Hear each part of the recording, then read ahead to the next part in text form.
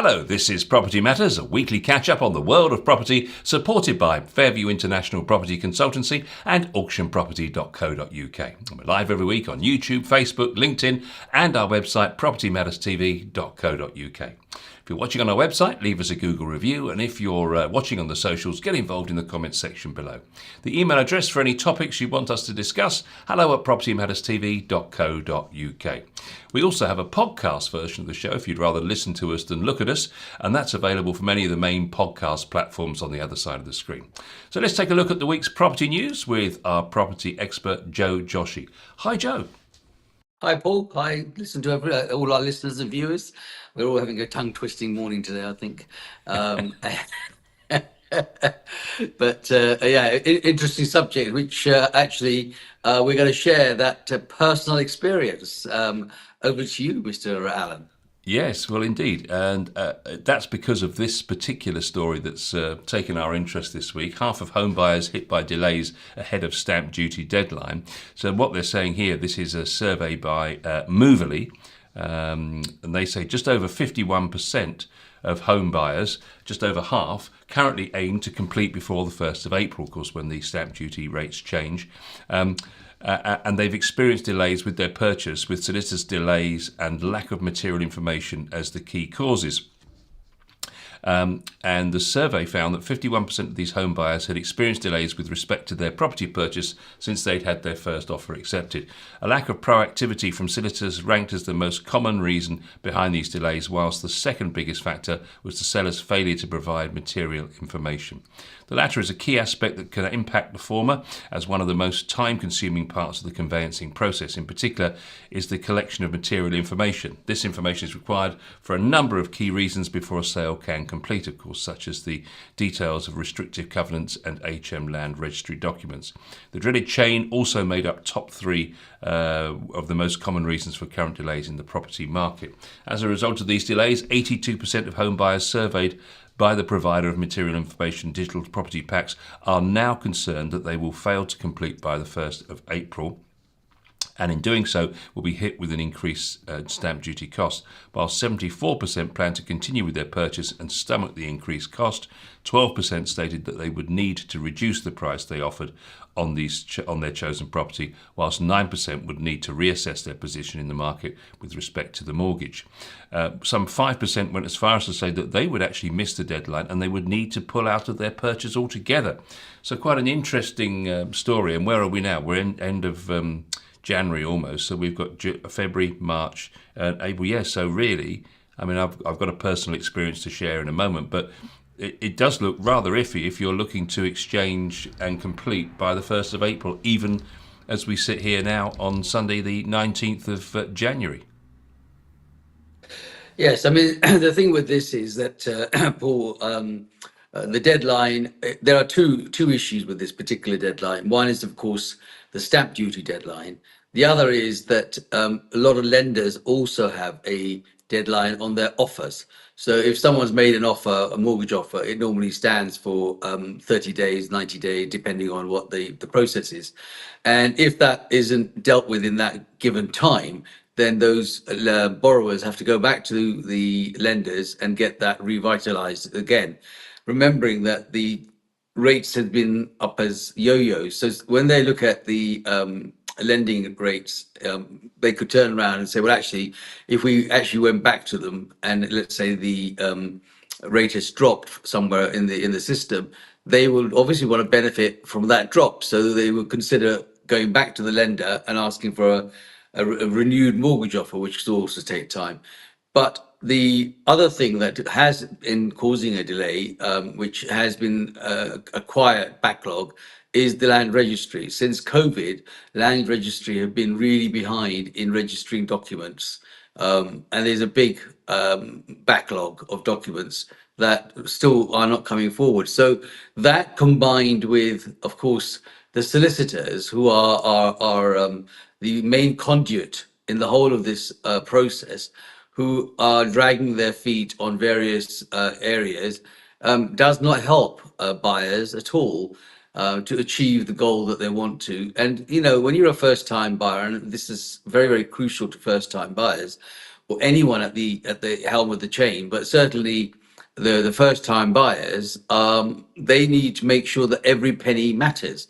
So if it means extra costs or losing the stamp duty opportunity, and let's say that's worth 5 or 10 or 15,000 pounds, that is a deal breaker for them. So it is important for them to try and get this done in the given time.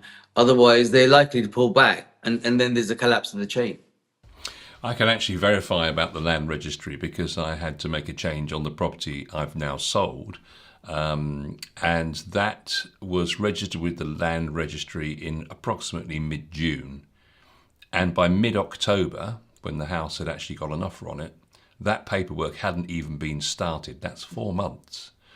However, there is a way through it, and the solicitors did explain to me that actually you're able to go up when and the only condition, I think, or the main condition is if there is now an offer on the property, then you can mark the case as urgent, and then they did deal with it within 2 weeks.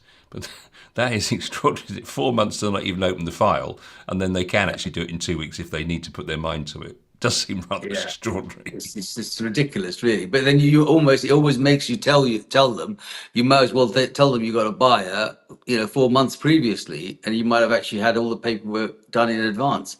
It's really creating extra stress and problems for people that actually want to move. Yeah, I thought I'd share my own conveyancing experience because it's very fresh in the mind and literally completed yesterday. Sorry, on Friday. And interestingly, looking at the overall time frame of it, it started, the offer was in the first week of October, and the completion was on Friday, the 17th of January, so this last Friday. So I thought I'd just talk you through that process because it's been interesting. So that's 14 weeks to do that. So that's 98 days. I was just checking a moment ago. I wasn't ignoring you. I was just checking on my phone. That was 98 days. So 14 times 7 is 98. And that's 98 days. So that if I'd had a mortgage, which I didn't have to, thankfully have to do, that 90-day offer would have expired, wouldn't it? Because 98 days is That's right. longer. There's longer than the 3 months. So taking that out of it, there was no mortgage work to be done, so there was nothing of that complication there. So if I just take you through the chain, somebody was buying my house and I was buying another house. That was the end of the chain. At the bottom of the chain, the people buying mine had a buyer, and that was, interestingly, and I thought this is a good reason to discuss this on Property Matters, was a private sale. So I thought it'd be useful, just for the sake, because I didn't know anything about a private sale, what that actually meant and what the implications of it were. And it seemed that actually most agents are very negative about private sales. So why don't you take us through what a private sale is and why most agents seem to be very negative about them? Okay. So first and foremost, look, any sale is a sale, but the private sale does cause a number of issues. And one of them is that there is no follow-up process. They're not actually obliged to tell you what the situation is. And the reason why agents don't like a private sale, and that private sale could be in any form. It could be someone that's perhaps been renting a property and then decided to buy it off the landlord, and that is a deal between them. It could be that it could be somebody in a member of family, a friend, associate. It could be anyone that they've chosen to sell that property, and obviously they will use a private sale primarily because they're not now having to pay a set of fees to or selling fees to an agent. So there's a big saving for them. However, the reason why agents don't like them is that there is no one to go to get an update. The only person to go to get an update is the actual seller. Now, the seller is not minded to give you any update because he probably doesn't know. And his answer or her answer is going to be, you'll have to talk to my solicitor. Now, the solicitor will turn around and say, well, actually, I'm not obliged to talk to you. I'm only obliged to talk to my client. So please don't ring me because I can't tell you anything because of the confidentiality aspect. So he's protected. The buyer, the seller that is using the private sale is protected because he doesn't know. And so therefore the agent gets extremely frustrated because he can't move his chain forward. And because he can't move his chain forward, it means that he can't get paid. And everybody else in the meantime is phoning that agent and saying, can you not do something about this private sale at the bottom? Nobody knows what's going on. No one knows who the buyer is, let alone where it is in the conveyancing process. And the seller isn't making any conversation at all. So those are the frustrations, and that frustration, they avoid wanting to do that through an agent because they're saving money. But actually, it's a fallacy, because by not using the agent and not agreeing for someone actually to follow up the conveyancing system and chase the solicitors and find out what the mortgage is from the buyer that they've got and all that sort of stuff, it means that the whole of the transaction is now inadvertently delayed, to beyond time. And it could be that, and you wouldn't know this, that the buyer that the private sale is have maybe fallen out. They might not be there anymore, and they're trying to do a deal with somebody else, but you don't know that. It's the unknown aspect that delays the process, and it's the unknown that makes it difficult for agents to want to actually have them in the private sales sector, whilst the seller is having a benefit. So hypothetically, it might not be a massive benefit, Paul. It might be only a £2,000 benefit. Let's say they're selling a property for £200,000, and the agent was going to pick up a 1% or a 2% fee, a 4 or 5 grand. But if you look at the value of that agent, that 4 or 5 grand is actually cost everybody else at the top a huge amount of heartache, and then they want to. So your buyer, their buyer is a private buyer, really, or one removed. People will start saying to you and your buyer, you need to sell to somebody else, because we can't communicate with these people. We don't know who they are. They're wasting your time. And you might be able to have a contact. You might have had a cup of tea with them while you showed them around the house or whoever it might be. But afterwards, they don't want to talk to you either, because they can't tell you that their buyer is actually not getting a mortgage offer or has a CCJ and therefore is struggling to get the mortgage offer. All of that information, that material information that would make the process smoother, is information that is not available. So that's part of the reason, the main reason why agents do not like private sales, because we don't know what's going on. Yeah, I think my vendor's agent described it as a black hole that you cannot ever find your way in and out of, which I think is probably a fair description. Wouldn't you agree? Absolutely, it is, and it is a black hole because nobody knows what's going on. And as I've just explained, that the process is such that you can't find who it is, and even if you did find them, you don't know whether they're telling the truth. We don't know the solicitor. You have to get their authorization to speak to their solicitor. The solicitor is going to say to them, don't give him that authorization, because the agent's just going to hound me. So I'll let you know when I'm ready, and then you can tell them. So the communication aspect is dire, and that causes a huge problem all the way up the chain. And that's part of the reason why it takes time.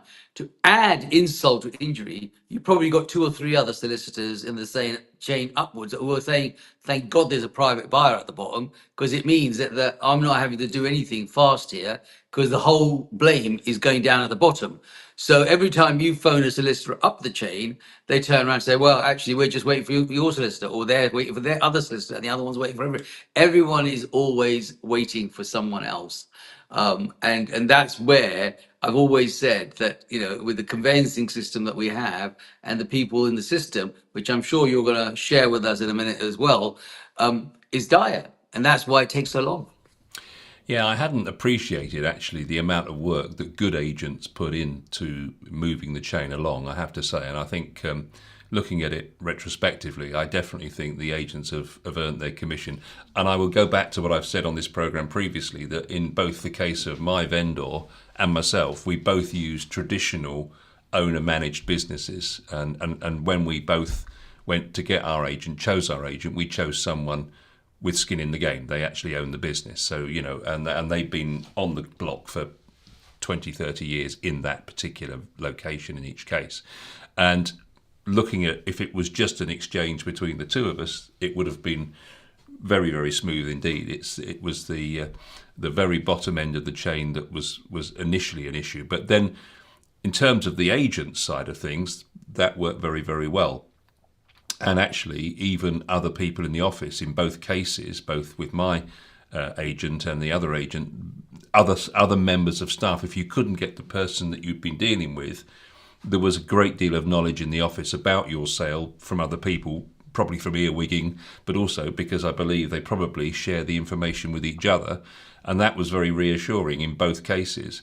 So from that point of view, I think that was good. But if we widen that discussion out to the solicitors side of things, then it gets very interesting, because that gets to a point where you think, what an antiquated, old, inept system it really is. I mean, the fact that you can instruct your solicitor to say, right, I think, are we ready to exchange? Well, yes, I think we pretty much are. Okay, so can we do it on Monday? Yes, that's fine. Let's do it all on Monday. And then radio silence. So I'm thinking, on several days last 2 weeks, I've been thinking, is anyone going to contact anybody? Because I thought we were doing it today. So then I send an email at sort of 9:30. In each case, the agents are straight back. Yeah, I'm pushing it this end, and everybody's literally pushing it. But when it comes to the solicitor side of it, absolutely no awareness. You wouldn't even think that you'd be, you'd employed these people to help you.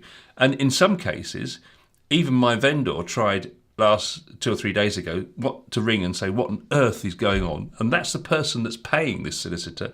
They even refuse to take his calls.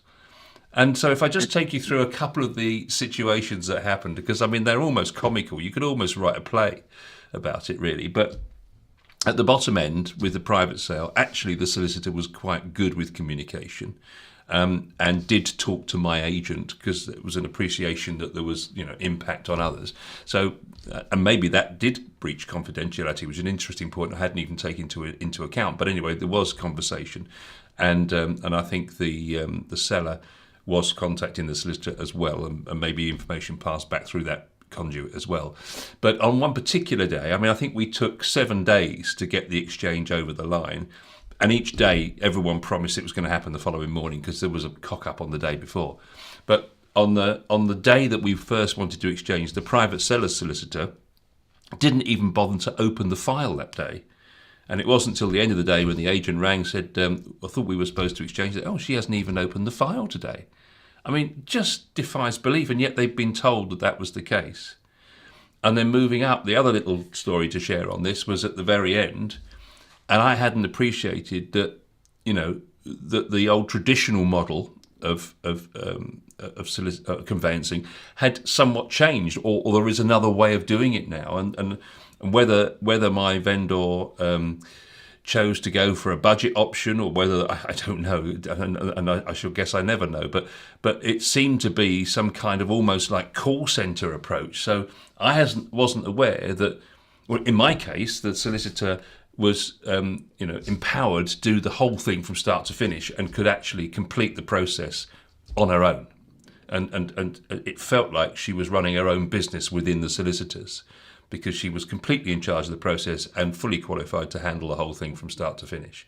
But it seems that there are other solicitors, and you probably know this, but I hadn't found out, that essentially have a front row of form fillers who are not qualified solicitors or not qualified to complete the process.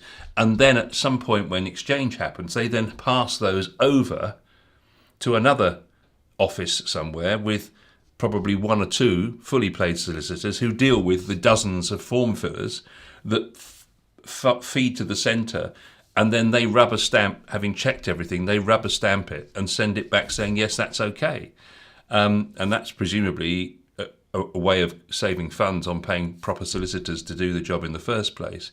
But of course, on that particular day, the person doing the form filling, when we had instructed them, the vendor had instructed them to exchange that day, had gone on holiday, and there was nobody on site to give the authority to proceed, and there was going to be nobody for 3 days.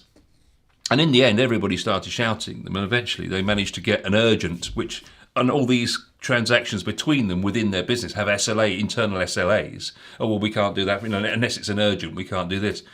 And eventually, with a load of shouting and so on, and everybody pulling a few strings here and there, I suspect, it finally got over the line a couple of days ago. But I hadn't appreciated that there was that kind of model out there. I presume you must have come across something similar.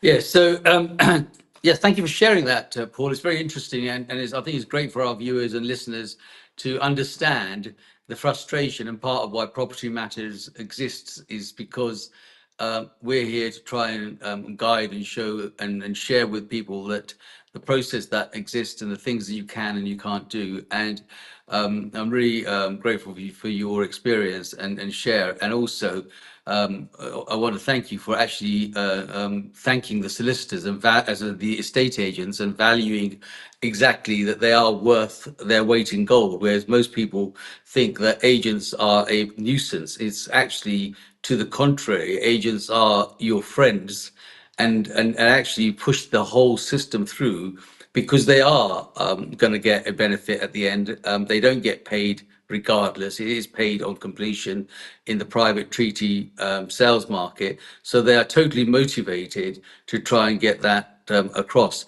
A couple of things I want to just share with you. First of all, start with the agents. The agents, if it's a good agent, will actually have the entire chain in front of them. So then, going back to my days, and I'm sure I'll get some comments on this from people like Guy and Bob and so forth. We would flip side our memorandum sheet, and on the back of it, we would actually write the entire chain from top to bottom with the name of the agent that's dealing with it, the solicitor that was dealing with it, all their telephone contact numbers, etc., and then work all the way down to the person that was the private buyer or a first-time buyer or an investor at the bottom, and get all that. We would get all their personal details. Our business would be to get every person's contact details so that we could go up and down that chain to make sure and listen to them. When you don't have a good agent, and today that's a big problem, not because of traditional agents, but because of modern agents. They put everything onto their so-called spreadsheet on their computer system, who nobody else can really access. We used to have a traditional file that used to sit in the middle of the office, and anyone could pick it up, flip over the back, call the agent or the solicitor that's causing the problem and say, can you tell us what's going on? So that's one aspect. The second aspect of it is knowing the conveyancing system. A good agent knows the conveyancing system and knows what questions to ask the solicitor. I think what happens is a lot of agents will phone the solicitors either on a Monday or a Friday, probably two of the worst days to pick up the phone to a solicitor. Monday, they're opening files, and Friday, they're looking to close some files. And so this is normally how the call goes. Oh, good afternoon, Frank. Joe here. Just thought I'd give you a quick call to see how things are going with 25 Acacia Avenue. And that's it. That's the question. So the solicitor then goes, God's sake, what do you want me to say to you? You asked me that question 3 days ago. You don't know where the system is, so you'll just keep asking me, what's the situation? Well, there is a problem. That solicitor could actually tell them anything because they're not qualified and they don't know the process. So they could very easily say, yeah, Joe, it's great. It's no problem. Everything's going fine. Give me a call next week and I'll give you an update. All right, I've got to go, mate. I've got loads of things to do. I'll catch you later. Tell me what you've achieved in that conversation. Nothing. All they've done is tick the box by saying, we called the solicitor. So agents also need to have some knowledge of where and what part of the system the actual sale is and what questions to raise. For example, did you apply for a local search? And if so, could you tell me what date you sent it off? And when is it likely to come back? And have you had the maintenance and agreement and costs and service charge agreement back from the management company? When did you send that off? Have you got that back in time? Is there anything outstanding on the covenants? Is it have all the covenants been asked? So it's just a little bit of knowledge of the actual process that the solicitor has to go through that gives them some kudos to say, well, actually, this agent knows what he's asking, so I'll tell him. But if the agent is phoning up and asking about the weather, then the chances are they're not going to be told anything. So that's an agent education that is paramount. And by picking agents that are perhaps independent, as you say, have skin in the game, been in the business long enough to know, have a connection with the solicitors that they deal with, yes, that does make a transaction much smoother. I know, for one, having done this for as many years as I know that the ones that I want to use and the ones I don't want to use, and the ones I want to talk to, I have their mobile number. I can call them, out of hours. I can get information that I need to process this. Not only is it beneficial for me, but it's also beneficial for them, because they might be stuck on a situation. Then they will say to me, Joe, if you can get the other side to send me such and such, I need that. And once I've got that, I'm in a position to go. At least to tell there's a communication of knowledge, not just a communication of ticking the box and saying, "Oh, I've done it. Every week I'm supposed to call them." The modern agency structure is not designed that way. It's designed very much on the computer. If the file's been opened, the file's been closed. The system tells you if it's been opened. The system tells you it's not. Nobody else has access to it. So if somebody's off ill, off on holiday, whatever, the file just sits there, does nothing. It's not theirs to share and do. Why? Because there's probably a commission pool in the traditional agent, and there is an individual commission structure in the modern one.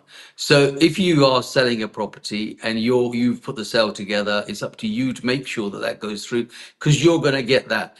The other person is not going to pick up your file because they've got no gain in that. They'd rather work on their file.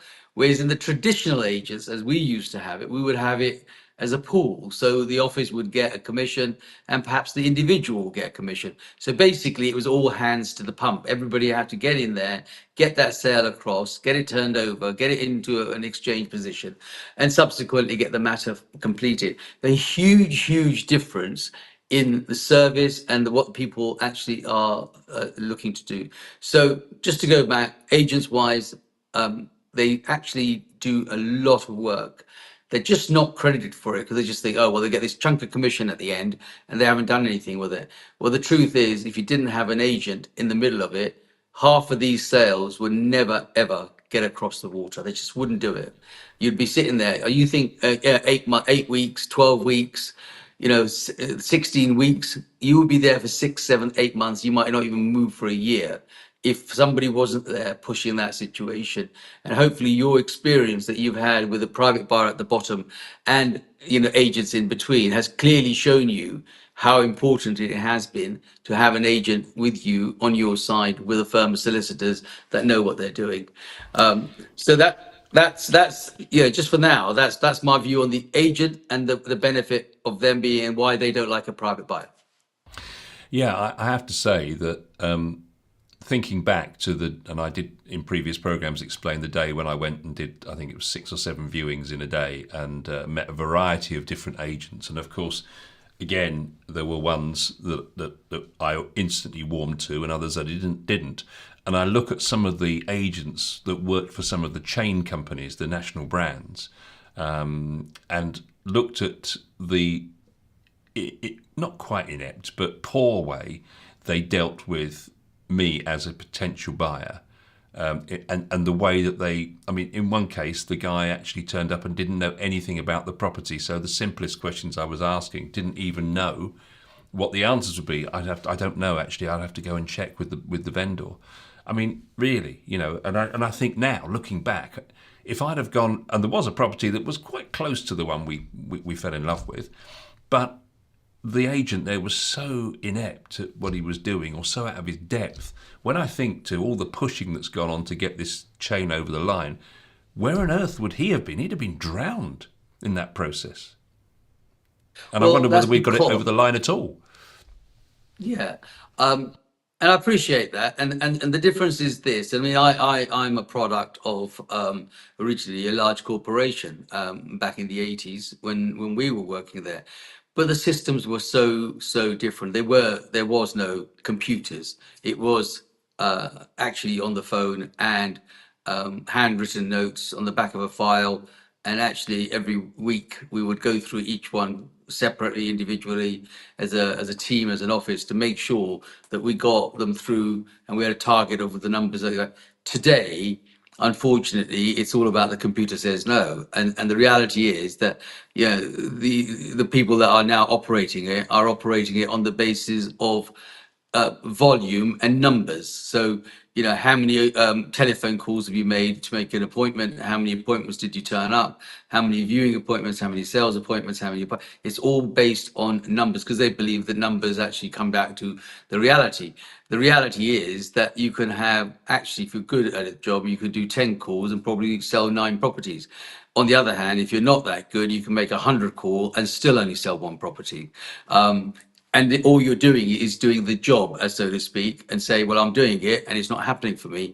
And there's no one actually guiding them and taking them through. So, like I said earlier on, if the agents themselves almost put themselves in that position of learning what the conveyancing process is, they would actually value it more because they'd understand it more, and they wouldn't be calling solicitors on a Friday and a Monday because they know they're not going to answer their calls. They need to pick a time. In fact, they should always talk to the solicitor and say, I want to chase this up and I don't want to harass you all week, every week. Can you tell me what is a good day or a good time for me to call you? If it's at 3:30 on Wednesday afternoon, which is the best time for me to call you, I'll make a diary note and I'll call you at 3:30 on a Wednesday afternoon because I've got 5 cases with you and I want an update on all 5 of them at that time. The chances are you'd get a proper reflection, a proper an answer, and you can then actually evaluate what the part of that chain and what that process is gonna do. So certainly, private agent and knowing the conveyancing system is very, very key. I would imagine, actually, in those chains with some of these more junior members of staff, I guess, you probably get handed to somebody else who's going to handle the whole process for you, and because they'll be at the front trying to get more numbers on the board, wouldn't they, really? Yes, there should be a teamwork. Now, you go back to your solicitors earlier on, you made a comment about the type of operators that exist. So, first of all, the conveyancing process of opening the file, as they call it, getting the basic information, name, address, telephone number, proof of address, proof of identity, doing the AML, doing all that basic stuff that they need to do in order to open the file is someone that's very, very junior, probably someone who is not even a trainee solicitor, but has got a job with the firm with the view that one day they are going to become a solicitor. So they're the front line of people that you're going to deal with. Yeah, They that are was that was a employed. para. In my case, that was a paralegal who did that, and that was the initial contact. You're right. Yeah, so they are what we call the form fillers. It's their job. They've got to learn the game. So this is where they start. But in the meantime, it's the process of that they're doing. And like you say, if somebody's on a holiday or ill or whatever, and it's their file, that it's just not going to get opened in time. It's not going to be dealt in time. The solicitor, the name that you are always given, is the person at the top of the chain. So in this case, let's say I was a solicitor. They'll say, well, your solicitor, your legal representative is Joe Joshi. But below me, there's about 5 different layers of people, right? And so when you call me and say, "Hi, Joe, can you tell me what's happening with the file?" I want to be able to, in today's world, tap into that computer and see where the rest of the people below me have managed to get that file to. But if some days those people haven't done or even opened the file, then I'm the one that I'm going to get shot. I'm the person they're going to say, "Well, actually, you're my solicitor. Why aren't you doing this?" So then I've got to go kick ass at the bottom. And if I've got a kick ass at the bottom for one sale, then I've got a kick ass for the bottom for all the other sales. So it's just time consuming, actually probably not that efficient. But unfortunately, because of the volume of work these solicitors take, and it's based on volume, they need to make sure that there's enough work coming in for all of the system and all the process and all the people in the chain. The second part of the solicitors is that whether it's a cheap end or a top end, they are going to get paid come what may. They're going to get paid for an abortive sale. So if your sale goes wrong, they're going to turn around and say to you, I did all this work. These are my hours. This is what you signed for. You need to pay me for the work that has been done. I know you've lost your sale. Now, you might have actually lost that sale because of an inept solicitor or somebody else that's in the chain. But you still got to pay your solicitor because, as far as he's concerned, he's done his work and he's got a legal right to charge you. Now, if that was an agent, you'd be saying, well, you haven't done anything. I'm not paying you. So the agent has to do something for free. The solicitor has to be paid for it because he's a qualified solicitor and he deserves that. On the other side of it, if he's turned around and done the transaction, he's going to charge you. So he's a winner either way. Time is absolutely of no issue to that person, because as far as they're concerned, they've been instructed, they're going to get paid either way. And if it takes them a day, or if it takes them 24 months, or it takes them 24 years, they're going to get their money come what may. And so that makes it really, really difficult. And the problem is called belief. The belief is that every buyer and every seller thinks that the God in this transaction is their solicitor. To be perfectly honest with you, it's far from being the God, but they believe that that's what they're going to do. My solicitor says I will have a ship tomorrow afternoon at 2:30, and if he says that, then he must be right. But the agent has said that it's not going to happen. I don't believe the agent, but the agent is probably right, because he's actually on the front line doing all the digging, making all the questions and answering everything. But the only person the client believes is my solicitor says. And if my solicitor says it, it must be gospel, which is why I say they think they're God. And that's the reason the transactions get delayed every single time. It's archaic, as you've rightly learned yourself, having gone through that. And we're really glad you have gone through that, because nobody will believe anybody else. But you know, you got nothing to lose or gain, and you're a customer who's just had that experience. I say that every single day, and they think that I'm having a go because I'm in the business. Well, I'm having a go because it is my business to have a go. And if I don't do that, we won't get half the jobs done. And you now have learnt that, having that own experience yourself. And you can see why the self-employed model is getting so much more popular, because if you've got a good agent, and he or she chooses to go out on their own and create their own luck, and then really be on the buyer's side, that you can see why that's growing so fast, and the whole online model is falling apart. Well, the online model, whether it's individual and independent, the word online, Paul, I mean, people say, oh, we're online. Well, actually, the whole damn world is now online. Who isn't? You and I are online. You know, here we are online now. Everything's online. You can buy a biscuit online if you want.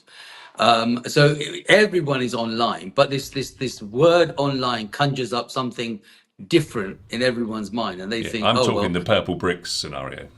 yeah. I know. I'm coming to that. And so, do you want my job? So the online vision that the people have is that, oh, being online, be it's Purple Bricks or Yopa or whatever, but even your traditional Connells or your Countrywide, they're all online. Every one of them is online. It's just that they conjure up this image that, you know, you're getting a better service, or in some case, a absolutely rubbish service from someone who's online. Now, the independent guys that go independently, working with perhaps a operative like, as you say, Purple Bricks, who are a rude word in the business of a state agency, but I'll come back to it in a moment. The reality is that they go and work with them individually because they're motivated individually. So when people come through your door, or anyone's door as an individual, they buy that person. You bought whoever sold your property, you bought the one that sold you their property. And you decided that that was the person that you wanted to work with.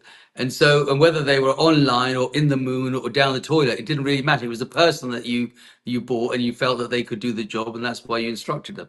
And that's why more and more independent agents are setting up, because they know that it's them that they actually get instructed. People like that person. They have the belief and the confidence and the trust in that person to be able to get this matter through. So I think that's where that aspect of it comes through. In the agency world, it was absolutely messed up by people like so-called online. It's happened for years, 40 odd years I've been in the game. There've been people come and go in that time for supposedly bucket shop, Mr. 1%, Mr. 30p, Mr. this, Mr. that. They come and they go, Mr. Purple Bricks, Mr. Yellow Bricks, Mr. whatever you want to call them. They come and they go, and they think that they are coming to buck the trend. They are the disruptors in the agency market. Well, you know, the traditional agent that's been around for 20, 30, 40, 45 years, people like me, are still doing their job when people like Purple Bricks have come and gone. Strike have come and gone. done millions and then had been sold for £1. They have changed in them constantly. People buy them and think that's cheap. We all know that it's not always the practice. The cheapest aren't always the best. But I'm not saying that the best aren't always the cheapest. The best can be expensive, but it's about what you value. Interesting. I hope that was of use this morning to share that information with everybody. I certainly have had my eyes opened, and that's really, as we said earlier, what Property Matters is all about, telling you all about the world of property every week. And we'll see you again next week for another Property Matters.